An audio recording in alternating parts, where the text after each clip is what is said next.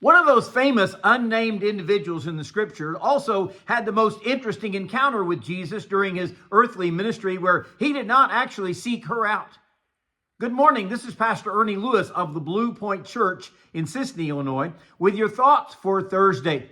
It just so happened, and it's never a coincidence, while Jesus was making his way to the home of Jairus in Luke chapter 8 in order to heal his daughter, he met up with another person that had a great need. The Bible points out that the multitudes had thronged around him to follow him to this miracle. But there was an unnoticed stranger in this crowd who was going through immeasurable pain. She is described as the woman with an issue of blood. She had continued this bleeding from her body for 12 years now with no healing in sight. Luke even tells us that she had spent all her livelihood on doctors who could not help her. Not only was this a terrible physical condition because she was constantly weak and anemic, but this was also a spiritual problem because since she had touched blood every day in her daily care, she was also considered unclean and could not go to the temple or even be around others. She was a desperate case of one who could not help themselves, although she had tried in so many ways. Finally, one day she hears that Jesus is passing by, and this was her chance to meet him. But the throngs had pressed around him, making him inaccessible for this one in need. So let's pause there just for a moment and do some introspection to consider, is there anything that I regularly do that keeps others from reaching out to find Jesus when they are in need? And maybe it's my temper, that turns others away from Christianity altogether.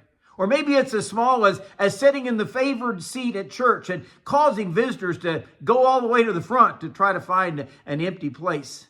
But her desperation has caused a determination in her soul to reach Jesus. She says, if I could just touch the very hem of his garment, I know I could be made well.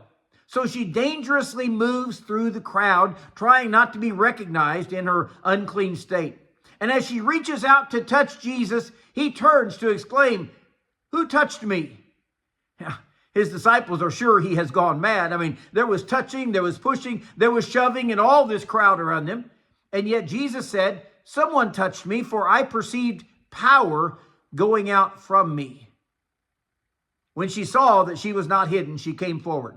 And she declared that she was the one that had touched him. And she proclaimed how she had been immediately healed. Jesus was known for sudden and immediate healing, no matter how long people had been suffering. Perhaps she thought she would be rebuked for her movement within the crowd, or even for reaching out to touch someone in her condition. But instead, Jesus said to her, "Daughter, be of good cheer. Your faith has made you well. Go in peace." This was a faith that could heal even the greatest of needs or even the worst in man's lives.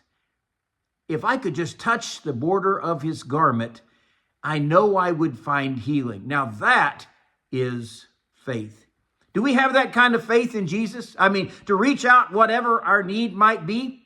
Hopefully we won't spend 12 years and all of our life savings to try to find some other kind of cure or help.